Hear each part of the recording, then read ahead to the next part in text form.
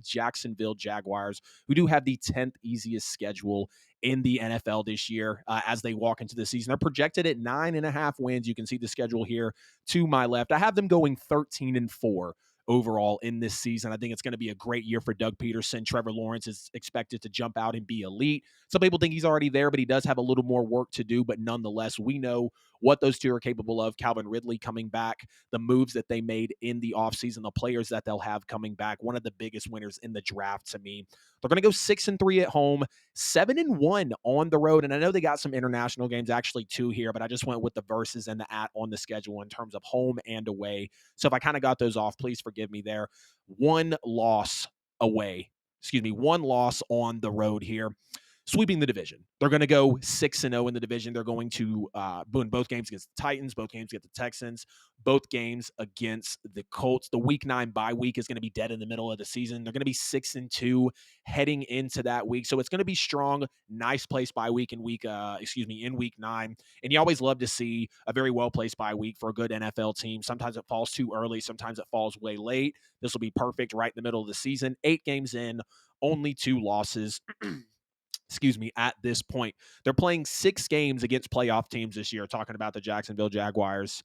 6 games against playoff teams on their schedule that were playoff teams last year. Are on the schedule this year. So they're going to be going 2-4 in those games. Scroll down a little bit. I want to make sure that lost it. There we go. So they're going to be playing 6 games against playoff teams from last year. They're going to go 2-4 in those games. They're going to have dubs against the Bucks and the Niners, but I do believe it's going to be losses to the Bengals, the Chiefs, the Ravens, and the Bills. And don't get me wrong, they will be in all of these games that they're playing. It's going to be an easy win against the Bucks. I know the Niners are really expected to be a great team, but we are not 100% sure of what's going to be with the quarterback situation. It is leaning Brock Purdy, but I'm not going to expect Brock Purdy now going in, taking snaps for 17 straight weeks as a starter and playing 17, straight games, coming off the, some of the injuries that he's had. We know has had the surgery. Shanahan is going to be good. We know the players are there, but I'm not as high on San Francisco as a lot of people are. So it's going to be a W against the Bucks and against the Niners again here for the Jags, but losses to the Bengals, Chiefs, Ravens, and Bills. And that's the juggernauts of the AFC right there, right? We know what those teams present.